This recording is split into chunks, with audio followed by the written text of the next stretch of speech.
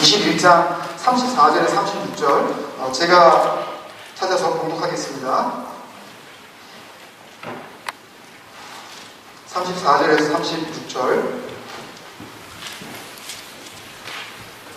너희는 스스로 조심하라. 그렇지 않으면 방탕함과 술 취함과 생활의 연결로 마음이 둔하여지고 뜻밖의 그 날이 덫과 같이 너희에게 임하리라. 이 날은 온 지구상에 거하는 모든 사람에게 임하리라. 이러므로 너희는 장차올 이 모든 일을 능히 피하고 인자 앞에서도 항상 기도하며 깨어있으라 하시니라. 아멘. 우리 주의 말씀은 내 인생의 빛입니다. 한번 같이 우리 마음을 다해서 한번 같이 해볼까요? 시작. 주의 말씀은 내 인생의 빛입니다. 주의 말씀은 내 삶을 변화시킵니다. 주께서 말씀하신 대로 나는 사랑받는 자녀입니다. 나는 축복의 통로입니다. 오늘도 주의 말씀에 마음의 문을 엽니다. 나에게 말씀하여 주옵소서. 듣고 깨닫고 말씀대로 살겠습니다. 한 주간 그렇게 사신 여러분들 주여 앞으로 영광의 말씀을 올려주십니다. 오늘 이제 마음, 생명의 근원 5번째 시간으로 일단은 언젠가 또 이 마음에 대한 말씀을 또 나눠야 될 정도로 마음에 대한 이 성경에 집중되어진 부분은 굉장히 많습니다. 사실 이 기독교의 본질을 한마디로 이야기하면 마음이다 라고 할 정도로 굉장히 중요한 부분이기 때문에 이것으로 끝내는 것은 아니고 언젠가 또 이 부분에 대해서 우리 같이 나눌 수 있는 시간이 있을 것이라고 믿습니다. 우리가 5월 한 달 동안, 7월 한 달 동안 5번의 말씀을 나누면서 이 주제 말씀으로 같이 좀 암송하자고 말씀드렸던 거 다 기억나시죠? 첫 번째는 로마서 10장 10절 말씀, 또 하나는 잠언 4장 23절 말씀 같이 한번 해볼까요? 로마서 10장 10절 말씀, 저는 안 하고 여러분들 한번 순서대로 시작. 입으로 시인하여 구원에 이르리라. 또 하나 잠언 4장 23절 시작. 모든 지킬 만한 것 중에 더욱 내 마음을 지키라. 생명의 근원이 이에서 남이니라. 아멘. 하나님께서 이 말씀을 통해서 5주간 동안 마음에 대해서 우리가 조금 더 한번 생각해보고 또 말씀을 우리가 다 살펴본 건 아니지만 그래도 말씀을 통해서 이 마음이 얼마나 소중한 것인지 가치로운 것인지 다시 한번 깨닫게 하신 그런 기회가 된 것으로 생각을 합니다. 한국 초대교회사에 나오는 한 일화인데요. 우리가 잘 아는 이 평양의 대부흥 1907년을 전후해서 엄청난 부흥의 역사가 있었던 그때의 한 일화를 기록하고 있는 그 장면이 나오는데 그것을 제가 한번 소개해 드리겠습니다. 1900년대 평양에는 유명한 설교자가 두 분이 있으셨는데 한 분은 우리가 잘 아는 길선주 목사님이시고 또 한 분은 감리교 목사님인데 이승은 목사님이라는 분이 두 분이 아주 유명한 설교자로 이렇게 계셨습니다. 근데 이 두 사람 때문에 워낙 이 평양이 하여튼 이 말씀으로 막 부흥이 되어져서 사람들이 아예 이제 술집을 가지 않고 술집이 이제 문을 닫는 지경까지 이르렀다는 얘기를 우리가 가끔 들었는데요. 그래서 이제 술집을 운영하고 있었던 이 운영자들, 소위 이 기생들이 뭔가 이거 대책을 세워야 되지 않겠느냐 라고 해서 미인들을 써서라도 이 목사님들을 좀 어떻게 좀 이 마음을 좀 돌려보자, 어떻게 해서든지 뭔가 좀 유혹을 해보자 라는 이제 그런 계획을 가지고 그 중에서도 꽤 이제 아주 그 톱 클래스의 기생팀이 이제 피켓이 되어져가지고 그렇게 이제 작전을 짜서 이제 움직이기 시작했습니다. 먼저 길선주 목사님에게 한 기생이 이제 다가왔습니다. 하루 이제 교회에 다니면서 그 목사님의 이제 교회의 성도로서 이제 등록을 한 다음에 목사님에게 자기 집에 신방을 놔달라고 이제 부탁을 한 거예요. 그래서 이제 김 목사님을 초대해서 김 목사님이 이제 가셨고 신방을 오라니까 그래서 온갖 하여튼 뭐 음식을 갖다가 이제 차려놓고 대접을 하다가 이 여인이 목사님 눈에는 그냥 한 여자 성도인 거죠. 여자 성도가 길선주 목사님 옆으로 오더니 손을 잡고 이렇게 머리를 기대면서 이제 목사님 나 너무 목사님 좋다고 막 이제 이렇게 얘기를 했다는 거예요. 그래서 목사님이 이제 깜짝 놀라서 이렇게 이야기했대요. 하나님 길선주 죽습니다. 이렇게 이렇게 막 소리를 질렀대요. 이렇게 막 소리를 지르니까 기생이 깜짝 놀래가지고 이제 방심할 때에 재빨리 이제 도망쳐 나왔다라는 이제 이런 일화가 있고, 또 하나 이 이승은 목사님을 담당한 기생이 또 역시 비슷한 방법으로 이제 교회를 등록을 하고 이 감리교회에 다니면서 목사님을 만나고 자기가 하나님을 이렇게 알지 못했는데 이제 목사님 말씀을 듣고 보니까 내가 참 주님을 내가 믿어야 되겠다는 생각을 하게 됐다고 이렇게 고백을 하고, 그래서 이제 예수님을 더 잘 알고 싶으니까 나를 좀 도와달라고, 그래서 한번 좀 자기 집에 와서 좀 공부를 좀 가르쳐달라고 그래서 이제 너무나 이제 교회에서도 열심히고 나온 지 얼마 안 됐는데도 하여튼 뭐 교회 봉사를 갖다가 이제 막 알아서 막 이렇게 하고, 그래서 너무 이제 감격스럽고 해서 그래서 이제 이 여인이 와달라고 그러니까 이제 간 겁니다. 또 이제 몸이 아프다고 막 그러는 거예요. 그래서 좀 안수기도를 해달라고 막 그랬는데 이제 안수기도를 이렇게 하려고 하는데 막 손을 잡는 겁니다. 근데 이 목사님이 그때 이것을 뿌리쳤어야 되는데 손을 잡고 이렇게 막 붙잡고 늘어지는 것을 이게 물리치지를 못한 거예요. 그리고서 뭐 두 사람이라도 같이 갔으면 그런 일을 안 당했는데 혼자 목사님 혼자 가셔가지고 그렇게 하다가 이 기생의 유혹에 넘어가서 그날 밤 넘어서는 안 될 선을 넘어버렸습니다. 이 교회사에 나오는 이야기예요. 그때부터 한번 이제 이 유혹을 받은 이 이승은 목사님이 이제 뭐 덜미를 잡힌 거죠. 그래서 한 번, 두 번 또 만나자고 할 때마다 이제 만나게 되고, 안 그러면 교회 가가지고 자기가 다 막 발설하겠다고 하고 이렇게 돼버린 그런 상황이 됐어요. 이제 그렇게 되고 나니까 설교는 해야 되고 또 주님의 일은 감당을 해야 되는데 성도들한테 이것을 말하지는 못하고 그냥 뭐 이러다 보니까는 마음 가운데 이제 다른 생각이 들고 이제 온통 이 여인 때문에 이제 마음이 이렇게 흐려질 대로 흐려져서 설교는 힘을 잃고 주님께서 주신 이 복음의 능력이 이제 완전히 땅에 떨어져 버린 거예요. 나중에는 시간이 더 지나면서 이 사실을 온 성도들이 다 알게 되어졌습니다. 그래서 이분이 목회직을 내려놓고 평양 서문 쪽에 있는 곳에 나가서 시계방을 차리셨다는 이 기록이 한국 초대교회사에 그대로 나와 있어요. 한 번 실수입니다. 한 번 잠깐 생각을 갖다가 지키지 못했기 때문에 벌어진 일이에요. 마음을 끝까지 지켰어야 되는데 지키지 못했던 거예요. 한 능력 있는 아주 소중한 목회자의 몰락입니다. 동시대에 살았던 능력 있는 설교자 한 분은 한국 기독교 역사에 길이 남을 순교자로서 그렇게 칭송받는 존경받는 목회자로, 또 한 사람은 사람과 하나님 앞에서 얼굴을 들래야 들 수 없을 정도로 타락해버린 목회자로 그렇게 남게 되어진 거죠. 마음의 정직함, 마음의 순결이 무엇보다도 중요하기 때문에, 그래서 예수님께서 공생애를 시작하시면서 본인의 공생애의 그 첫 마디, 첫 설교를 우리 마음에 대한 이야기로 시작을 하셨습니다. 마태복음 4장 17절에 보면 예수님의 제자 중 한 사람이었던 이 마태는 예수님의 공생애의 첫 선포의 말씀을 이렇게 증거하고 있습니다. 마태복음 4장 17절에 회개하라, 천국이 가까웠느니라. 어디 여기에 마음이란 말이 어디 있느냐 라고 하실지 모르겠지만요, 작년 초에 우리가 유혹처치에 같이 예배를 드릴 때 이 회개하라는 부분에 대해서 제가 총 8번에 걸쳐서 설교를 했습니다. 기억이 나시나요? 예? 나시나요? 회개하라는 이 말에 대해서 설교를 드렸습니다.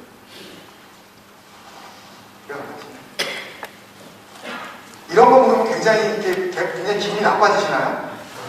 기억나냐고 물어보면 교회 나오면 막 후회가 되시나요? 그냥 저는 여쭤보는 거예요. 그냥 모셔도 할 수 없고 뭐 잊으시면 말씀 좀 해드리면 되니까 제가. 회개하라는 단어에 대해서 여러 번 말씀드렸는데 메타노에오라는 이런 단어거든요. 여기서도 동일한 단어가 쓰였습니다. 회개하라, 메타노에오에 대해서 여러 번 말씀드렸기 때문에 기억나시는 분이 있겠지만, 이 메타노에오는 마음을 바꿔라, 마음을 돌이켜라, 마음을 달리 먹어라 라는 그런 뜻이기 때문에 주님께서 공생애를 시작하시면서 외치신 이 첫 마디 회개하라 라는 이 단어는 무슨 말이에요? 너희 마음을 바꿔라, 이 말씀을 먼저 하신 거예요. 그러니까 주님의 사역에 있어서 가장 중요한 포인트가 뭐다? 마음 바꾸는 작업이다. 마음이 바뀌지 않으면 아무 소용이 없다라는 거예요. 어디까지 소용이 없어요? 천국 가는 것과 아무 상관이 없을 정도로. 마음이 중요하다는 거예요. 마음 바꾼다는 것이. 여러분, 마음은 이렇게 중요합니다. 마음을 바꾸는 것은 우리가 거기서 살아야 할, 우리가 믿고 소망하고 바라보고 있는 그 천국과 직결되어 있기 때문이죠. 오늘 이 마음, 생명의 근원, 5번째 말씀, 이 정리하는 말씀으로 우리가 함께 나누는 이 말씀의 본문으로 주님께서 주신 말씀은, 이 누가복음의 기록은 마지막 때를 준비해야 하는 성도들의 자세에 대한 예수님의 가르침인데요. 주님께서 이제 붙잡히시기 전에 사람들에게 이제 붙잡히셔서 십자가에 아무런 죄 없는 상태에서 달려 죽으시기 바로 그 전에 예수님께서 마지막으로 하신 고별 설교입니다. 그 중에서도 고별 설교 중에서도 가장 마지막 부분에 해당되는 정말 유언 중에서도 유언과 같은 말씀이 오늘 본문의 말씀입니다. 그런데요, 주님의 이 마지막 설교에서도 주님께서는 역시 우리의 마음이 얼마나 중요한지 다시 한번 확인시켜주고 계셔요. 크게 2가지의 강력한 명령형의 부탁을 하십니다. 주님께서 오늘 본문을 통해서. 하나는 너희는 스스로 조심하라로 번역되어진 be careful 이라는 조심해라로 이어지는 한 문장. 또 하나는 be always on the watch 라고 하는 잘 봐라, 눈 돌리지 마라, 깨어있어라, 주의해라, 한눈 팔지 마라 라는 의미로 해석되어질 바로 이 be always on the watch로 이어지는 또 다른 한 문장입니다. 첫 번째 조심하라고 하실 때에는 우리말 성경은 너희는 스스로 조심하라고 번역했지만 우리말 성경이 영어 성경보다 훨씬 더 정확하게 번역을 한 것입니다. 원문에는 이 헬라어 원어 성경에는 너 자신이 라고 하는 이 단어가 거기에 들어있는데 영어 성경은 이것을 해석에 포함시키지 않고 그냥 be careful 이라고 이렇게 해석을 했다는 거죠. 이 너 자신이 라는 죄길의 명사가 들어감으로써 굉장히 강조하신 겁니다. 너희는 스스로 조심해야 된다. 너 알아서 조심해야 된다. 너 혼자서 조심해야 된다. 누구도 이것을 대신해 줄 수 없다. 누구도 책임져 줄 수 없다. 이 부분에서만큼은 너 혼자 책임져야 된다. 이것은 애고 어른이고 상관없이 자기 혼자 책임져야 될 부분이다 라는 말씀을 이제 시작해 주시려고 하는 거예요. 그러니까 여러분들이 잘 드셔야 됩니다. 이건 누구도 못 도와줘요. 목사도 못 도와주고 아무리 무슨 영역이 뛰어난 그런 설교자, 신학자도 도와줄 수 없는 부분이에요. 분명히 자기 혼자 감당해야 되는 부분입니다. 힘들고 어렵더라도 우리가 해내야 되는 부분인데요.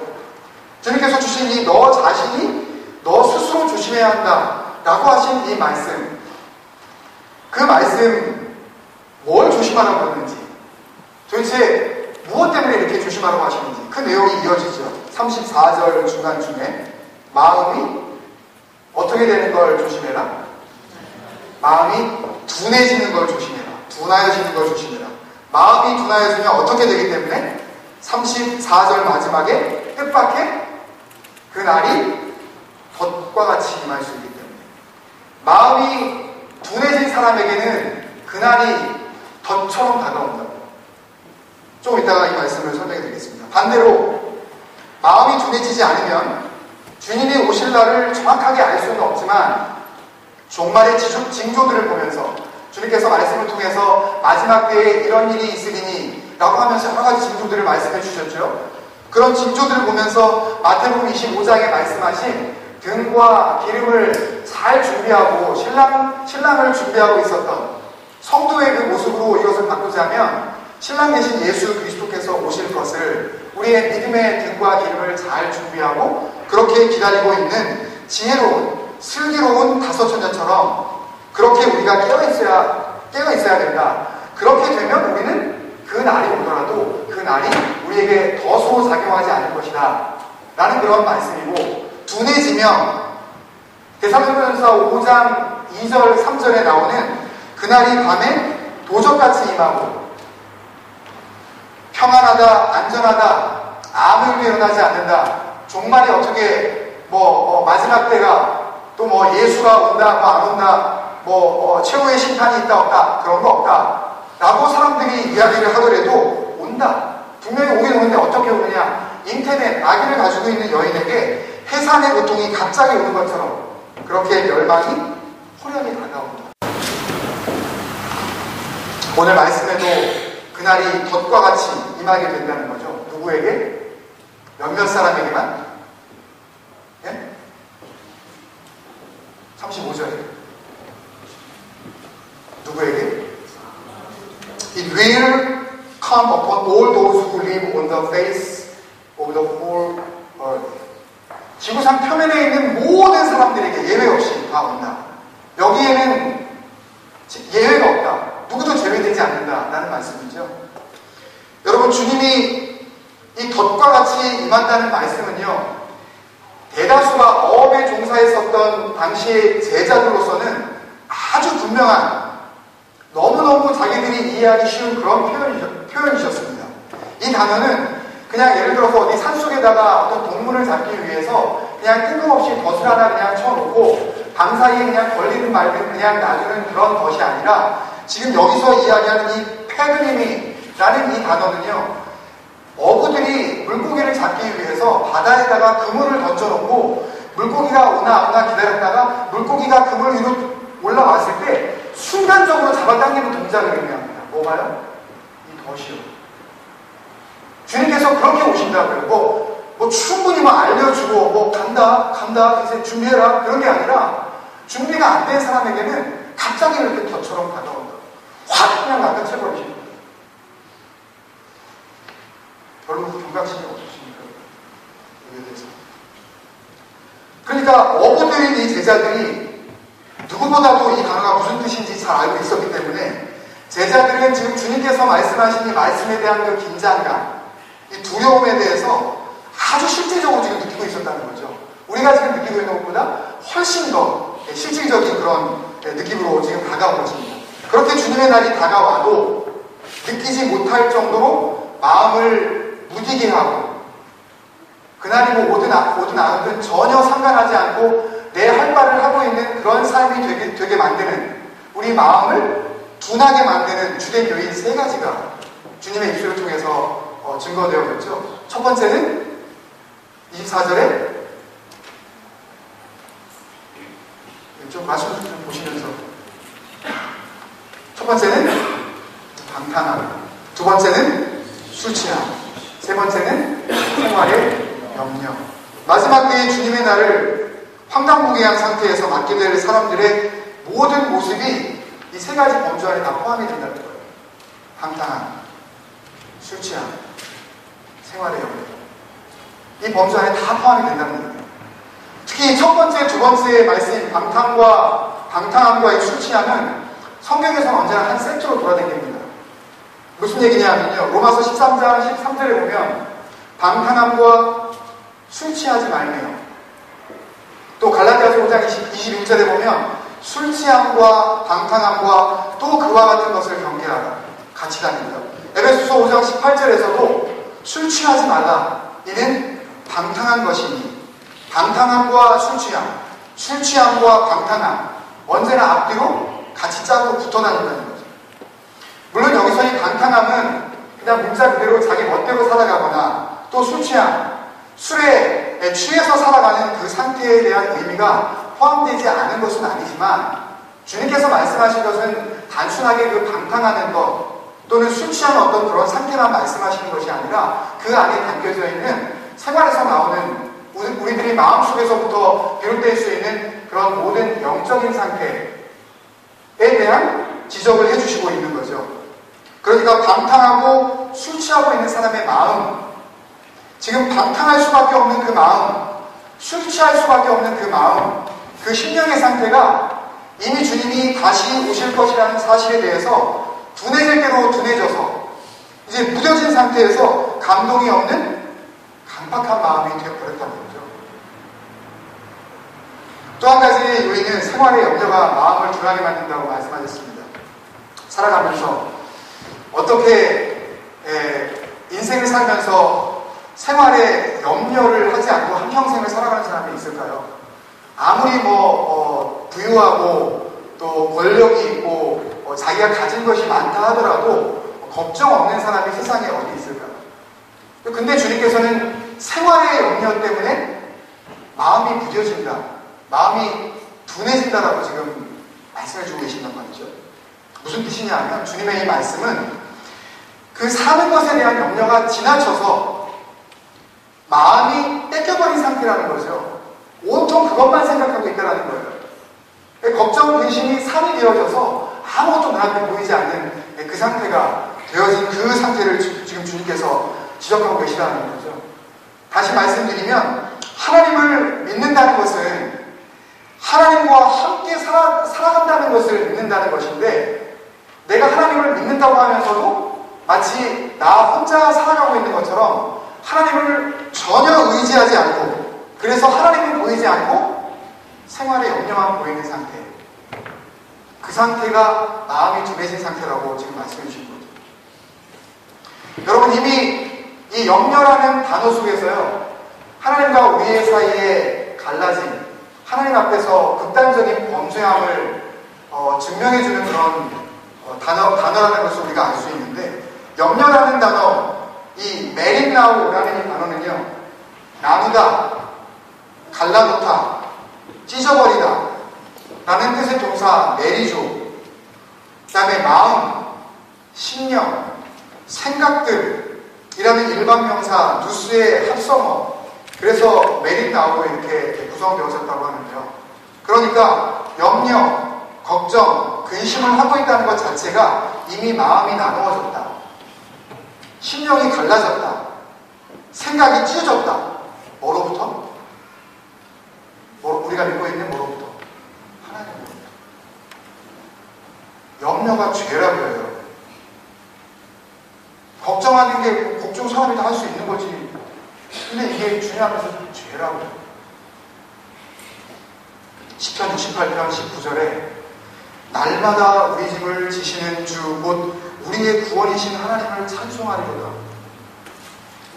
장인인 사울에게 까닭없이 쫓겨다니고 있었던 다윗이 도망자의 신세에 그 어려운 가운데 주님 앞에 찬양을 하는 겁니다. 누구도 자기를 이해해주지 못하는 그런 상황 속에서 날마다 나의 짐을 져주시는 아버지 하나님을 내가 찬양한다. 베드로전서 5장 7절에 보면 너희 염려를 다 주께 맡겨버리라. 아멘. 이는 저가 너희를 권고하심이니라. 너희 염려를 다, 염려 중에서 파트 오브, 파셜리, 일부분만 내려놓으라고 하시는 게 아니라 다, all of them, 다 내려놓으라는 거예요. 여기서 맡겨버리라고 하는 이 에피립 산테스라는 이 단어는요, 기록하실 필요도 없지만 throw away라는 뜻입니다. 던져버리라는 거예요. 다시 한국말로 정확하게 해석을 하면 너희 염려를 몽땅 예수 그리스도 앞에 던져버리라는 거예요. 근데 주님 앞에 나와서 예배드리고 주님 앞에 내 십자가 주님 앞에 염려를 맡깁니다. 그리고 이제 예배 끝나시고 돌아가면서 다시 이제 뭐 싸우지 마시고 차 안에서 다시 걱정하고 내일부터 어떻게 그 사람하고 이 관계를 어떻게 해야지, 이런 생각을 우리가 갖고 있다면 그것은 역시 하나님 앞에서 마음이 나누어진 상태로 우리가 살아가고 있다는 거죠. 권고하심이라. 이는 저가 너희를 권고하심이라. 라는 이 단어는요, 트랜스퍼라는 그런 단어입니다. 우리가 그 앞에 이 염려를 던져버릴 때 그 염려가 누구에게로 넘어간다는 뜻이라고요. 주님께로 넘어간다는 거죠. 이런 역사가 오늘 예배 가운데 우리가 다 일어났으면 좋겠습니다. 한 분도 빠짐없이 여러분들이 마음속에 가지고 있는 그 염려를 주님 앞에 던져버리고 주님께로 이전되어지는, 그래서 여러분들은 더 이상 걱정하실 필요가 없는, 하나님께서 역사하셔서 그것들을 해결해 나가시는 그런 체험들이 여러분들이 삶 가운데 나타나기를 원합니다. 그래서 오늘 주님의 말씀의 결론이 뭡니까? 오늘 말씀의 결론은 36절 마지막에 깨어서 기도하라고 그러셨잖아요. 깨어서 기도하라. 뭐 때문에? 주님이 오실 날이 가까웠기 때문에. 또 뭐 때문에? 그렇게 깨어서 기도하지 않으면 우리 마음이, 도와주세요. 우리 마음이 순해집니다. 돌멩이같이 된다는 그런 의미예요. 찔러도 피 한 방울 안 나온다는 뜻이에요. 말씀을 들어도 감동이 없고 찬양을 해도 감격이 없다는 그런 뜻이라고요. 내 마음이 부서질 때도 부서졌다는 이야기예요. 아무런 감격이 없다는 거예요. 감사하고 그런 건 나하고 상관없는 거예요. 그런 상태가 되버리더라고요. 빌립보서 4장 5절에 하반부부터 7절까지 이렇게 말씀하고 있습니다. 주께서 가까우시니라. 주님께서 가까우시니까 너희가 이렇게 해라 라고 사도 바울이 빌립보 교회에게 편지하고 있는데요. 주께서 가까우시니라.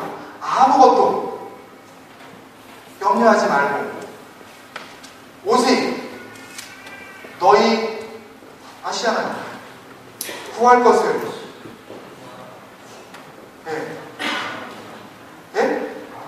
구할 것을 감사함으로 하나님께 아뢰라. 그리하면 모든 지각에 뛰어나신 하나님의 평강이 그리스도 예수 안에서 너희 마음과 생각을 지키시리라. 기도하셔야 하고요. 기도하실 때에는 감사함으로 기도하셔야 하고요. 이런 우리의 마음을 어떻게 지켜낼 수 있는지 오래전에 한 기독신문에 실렸었던 중학교 3학년짜리 여학생이 자기 아버지를 생각하며 쓴 글이 실린 적이 있어서 그 고백을 우리가 함께 나누면서 오늘 말씀을 정리하고자 합니다. 중학교 3학년짜리 여학생이 쓴 글입니다. 버려도 전혀 아까운 생각이 들지 않을 정도로 낡고 찌그러진 아빠의 신발을 볼 때마다 나는 견딜 수 없이 우울하고 슬프기만 했습니다. 내가 이런 비참한 마음을 갖기 시작한 것은 아빠가 실직한 이후부터였습니다. 아빠의 실직 이유를 나는 아직도 알지 못하지만 아빠는 그 일로 몹시 괴로워하셨습니다. 주무시다가도 몸을 부르르 떠시는 모습은 마치 활동사진처럼 내 기억 속에 생생합니다. 실직하신 지 3개월쯤 되었을 때 아빠는 어느 회사에 신입사원으로 입사하셨습니다. 그러나 예전 회사와는 전혀 다른 업종의 회사였는지라 아빠에게는 여러모로 어려움이 많았었나 봅니다. 입사하신 지 한 달이 조금 지나 아빠는 다른 사람들이 꺼려하던 출장 근무를 자원하셨고 그 후 늘 출장만 다니시게 되었습니다. 처음에는 3일, 4일이었던 출장이 조금 지나서는 일주일, 2주일씩으로 늘어났고 요즘에는 한 달에 한 번 겨우 집에 들어오시기가 어려울 정도입니다. 아빠가 출장을 다녀오실 때마다 아빠의 구두는 검정색인지 황토색인지 분간하기가 어려울 정도였습니다. 아빠는 어딘지는 알 수 없으나 거의 매일을 걸어다니시니 분명했습니다. 그나마 그 구두도 오래가지 못했습니다. 본래 낡았던 구두가 어느샌가 뒤꿈도 다 닳고 앞으로는 입을 벌리고 있었던 것입니다. 그 구두를 몇 번이나 수선했지만 끝내 더 이상 수선조차 불가능하게 되었을 때 아빠는 가장 값싼 운동화를 사 신으셨습니다. 우리 남매를 키우시느라 구두를 살 형편이 되지 못했던 것입니다. 그러나 그 운동화 역시 한번 출장을 다녀오시자마자 금방 낡은 신이 되고 말았습니다. 아빠의 그 신을 볼 때마다 나는 가슴이 아파 견딜 수가 없었습니다. 그래서 다가오는 아빠의 생신 때에는 반드시 구두를 선물해 드리리라 다짐을 했습니다. 용돈을 따로 모아 모을 형편이 아니었으므로 학교 오갈 때 버스 타는 대신 걸어 다니기 시작했습니다. 몇 주 지나지 않아 금세 2,000원이 모였습니다. 몸은 피곤했지만 마음은 한없이 기뻤습니다. 그리고 몇 달이 지나 어느 토요일 오후였습니다. 수북히 쌓인 은행잎들을 밟으며 중앙청 앞길을 걸어 집으로 가던 중 저 앞에 웬 키 작은 남학생 한 명이 낙엽을 터벅터벅 밟으며 힘없이 걸어가는 모습이 보였습니다. 바로 중학교 1학년 제 남동생입니다. 나는 빠른 걸음으로 달려가서 동생의 팔을 잡으면서 말했습니다.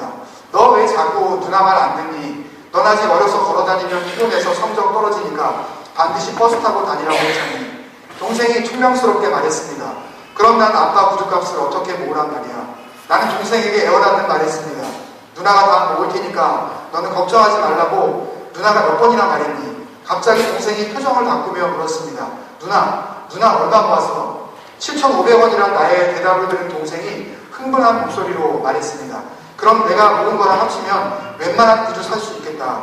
누나 나 그동안 2,000원 모았어. 나 잘했지? 나는 동생이 너무 대견스러워 하마터면 대로변에서 울음을 터뜨릴 뻔했습니다. 그 다음 토요일 동생과 나는 남대문 시장에서 10,000원짜리 구두를 샀습니다. 그리고 예쁘게 포장한 다음 며칠 남지 않은 아빠의 생신일을 기다렸습니다. 아빠가 그날은 꼭 집에 오시기를 간절히 바라면서 말입니다. 마침내 아빠의 생신일이 되었습니다. 학교에서 돌아오니 먼저 온 동생이 풀이 죽어 있었습니다. 너 왜 그래? 어디 아파? 아빠가 오늘 못 오신대. 그러니까 구두를 드릴 수 없잖아. 동생의 눈에서 눈물이 흐르고 있었습니다. 다 낡아빠진 싸구려 운동화를 신고 지금도 어느 도시, 어느 길 유행가를 먹고 계신 아빠를 생각하자 어느새 내 눈에도 뜨거운 이슬이 한 방울씩 맺히고 있었습니다. 여러분 중학교 3학년짜리 여학생입니다. 이 여학생이라고 버스 타고 다니고 싶지 않았겠습니까?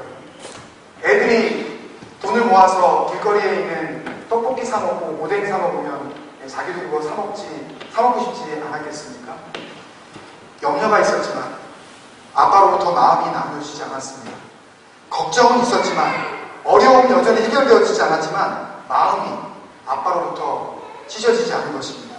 세상 모두가 보는 것을 잡으려고 달려가고 그래서 방탕하고 어쩔 수 없는 이유라고 사업을 하려면 술을 마실 수밖에 없다고 그렇게 이야기하면서 술 취할 때에도 아빠가 돌아오실 그날 우리가 만나야 할 바로 우리 주님 구름 타고 오실 그 날을 기다리는 성도들은 깨어있어야 하는 겁니다.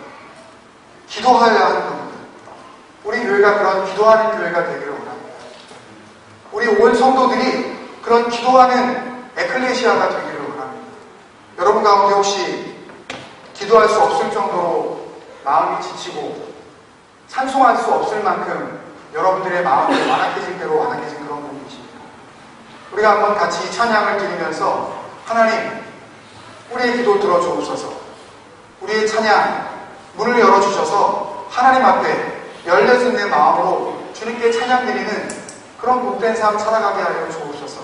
하나님으로부터 이제는 더 이상 마음이 갈려지지 아니하고 오늘도 내일도 주님 오실 그날을 바라보면서 주님 사모하며 그 은혜 가운데 풍성한 삶 살아가게 하여 주옵소서. 같이 그런 마음으로 이 찬양 우리가 했으면 좋겠습니다. 우리 옆에 있는 분들을 사랑하고 또 격려하고 그분의 알 수 없는 문제를 우리가 위로하는 마음으로 한번 손을 잡으시고요. 왼수 같은 인간이라 할지라도 한번 손 좀 잡아주십시오. 이렇게 수스러우시기를 같이 이 찬양 한번 주님 앞에 드리겠습니다.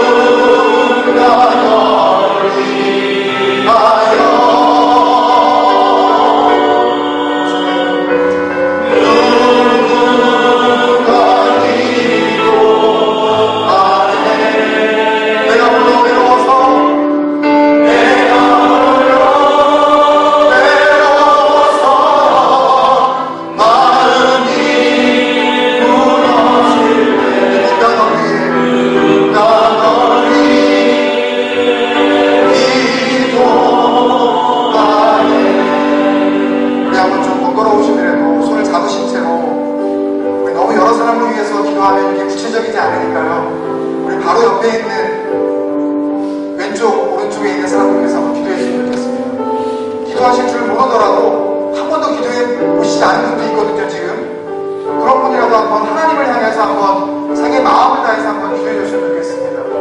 내가 알지 못하는 아픔이, 내가 알지 못하는 그 슬픔이 내가 다 이해하지 못했다. 한 집안 안에 같이 살아가는 아내요 남편이요 같은 이불을 덮고 살아가는 그런 부부였을지라도 내가 이해하지 못했던 것 하나님 이해하여 주옵소서.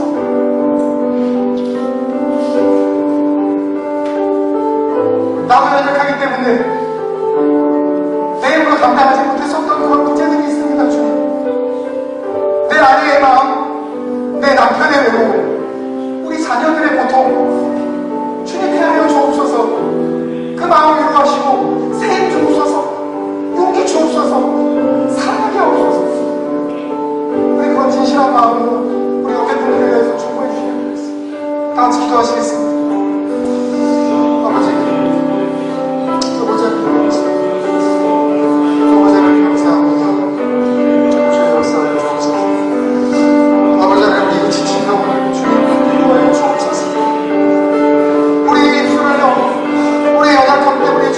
구할 수 없는 아버지, 우리의 부족함을 주님께서 잘 아시고 아버지 하나님 우리 지체들을 위하여서 기도하오니 아버지 하나님 그 지친 마음, 아버지 하나님 수많은 고통, 내가 알지도 못했고 이해할 수도 없었던 그 외로움들 아버지 하나님 대신 위로하시고 치유하시고 온전케 하시고 건강케 하여 주옵소서.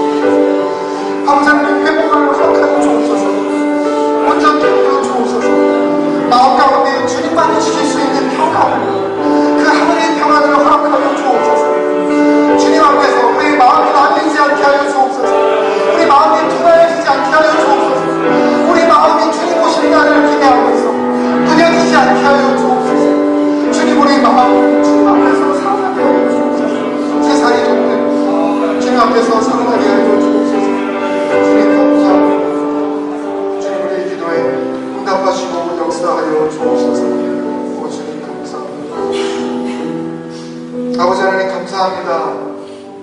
주님께서는 십자가를 지시고 돌아가셔야 하는 바로 그 순간에도 우리를 생각하시고 우리들을 걱정하셔서 너희 제발 조심하라고 신신당부의 말씀을 유언처럼 우리에게 주십니다. 하나님 가볍게 듣지 말게 하여 주옵소서. 너희는 스스로 조심해라. 내가 분명히 다시 올 것이다. 너희 마음이 무뎌지면 안 된다. 그 주님의 말씀 앞에 하나님 단단해질 대로 단단해진 우리의 이 완악한 마음을 주님 앞에 내어 보이게 하여 주옵소서. 그래서 치료자 되시는 예수님께서 우리의 이 병든 마음 고쳐주시고 눈물 많은 우리의 인생, 그 한숨들을 우리 인생 가운데 제하여 주시며 남편도 아내도 가족도 알 수 없었던 그 외로움들을 주님께서 해결하여 주시는 놀라운 은혜가 우리의 삶에 나타나게 하여 주옵소서. 주님께서 한 주간의 삶을 살 때에도 그런 능력 가운데 깨어 기도하는 삶을 살게 하여 줄 믿사옵고 주님께서 승리로 인도하실 것을 믿사오며 우리를 사랑하시는 좋으신 예수님의 이름으로 축복하며 기도드리옵나이다. 아멘. 여러분 다같이 일어나셔서 우리는 주의 움직이는 교회 찬양 드리고 현금을 위하여서 우리 봉헌 기도 드리면서 축도로 예배하시도록 하겠습니다.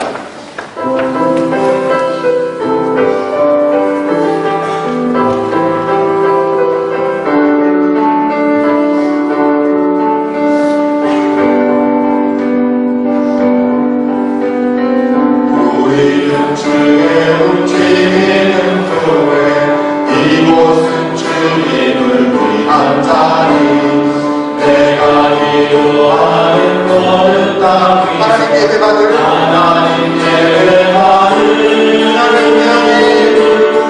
나를 보내하니 나의 노래로 주님의 성전을 지으니 나의 노래로 주님의 성전을 소리를 받으소서 높임을 받으소서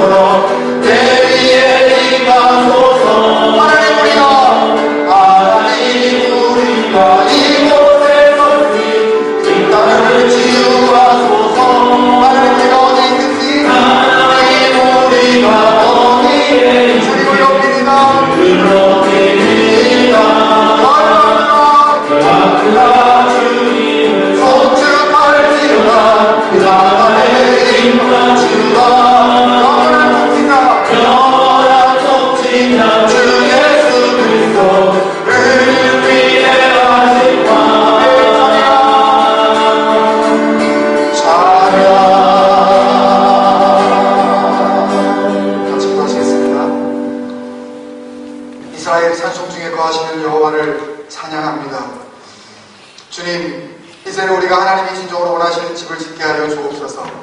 살아계신 아버지, 이제는 우리가 하나님이 원하시는 그 살아있는 예배를 드리게 하여 주옵소서. 세상 어디에 있든지 그 누구와 함께 있든지 바로 여기 내가 서 있는 그곳이 주님의 처소가 되게 하여 주옵소서. 삶의 현장을 통하여서 하나님께서 여러 가지 모양으로 주신 축복에 감사하는 마음으로 주님 앞에 헌물과 헌신과 정성을 드립니다. 이 드리는 우리의 마음을 주님께서 받아주시옵시고 이것이 쓰이는 곳곳마다 하나님의 나라와 주의 의가 크게 확장되어지는 놀라운 역사가 있게 하여 주옵소서. 주님 앞에 드려지는 물질을 정직히 쓸 수 있도록 맡은 이들에게 그러한 능력과 지혜와 힘을 허락하여 주시옵시고 그 물질을 통하여서 하나님의 온전하신 사랑의 손길이 이 땅 가운데 드러나게 하여 주옵소서. 드린 그 손길들을 주님 기억하시며 주님 오시는 그날까지 하나님 믿는 백성으로서 꾸이고 나누어주고 베풀어주는 하나님의 풍성하심을 닮은 삶을 살게 하여 주시되 궁핍하지 아니한 놀라운 삶을 주님께서 허락하여 주옵소서. 이제는 선한 목자 되신 우리 주 예수 그리스도의 은혜와 독생자를 이 땅에 보내주신 하나님 아버지의 극진하신 사랑하심과 우리 안에 계셔서 날마다 우리에게 새 힘 허락하여 주시는 거룩하신 성령님의 내주 역사 교통하심이 주님의 오심을 기다리면서 모든 방탕함과 술 취함과 생활의 염려로 인한 마음의 둔하여짐을 경계하고 주님 앞에 구원받은 거룩한 백성으로서 서는 날까지 날마다 깨어서 기도하기로 마음에 다짐하고 돌아가는 모든 성도들의 머리 위에와 섬기시는 가정과 사업장과 일터와 자녀들과 그들의 미래와 삶의 모든 지경 위에 이제로부터 영원까지 함께 하시기를 간절히 축원하옵나이다. 아멘. 감사합니다.